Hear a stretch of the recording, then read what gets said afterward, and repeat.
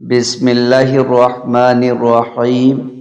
حضرت انس رضی اللہ تعالی عنہ نبی اکرم صلی اللہ علیہ وسلم سے روایت کرتے ہیں، جو شخص اپنے بستر پر سونے کا ارادہ کرے اور اپنے دائیں پہلو پر لیٹ کر 100 مرتبہ سورہ اخلاص پڑھ کر سو جائے تو روز قیامت اللہ رب العالمین اسے فرمائے گا، میرے بندے اپنی دائیں جانب سے جنت میں داخل ہو جا۔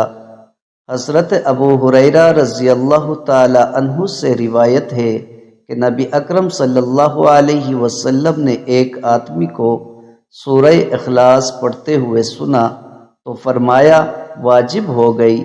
میں نے عرض کیا، کیا واجب ہو گئی؟ آپ صلی اللہ علیہ وسلم نے فرمایا، جنت۔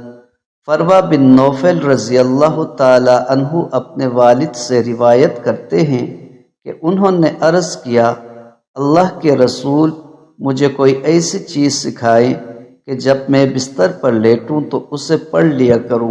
آپ صلی اللہ علیہ وسلم نے فرمایا، سورۃ الکافرون پڑھا کرو، کیونکہ وہ شرک سے براءت اور توحید کا اعلان ہے۔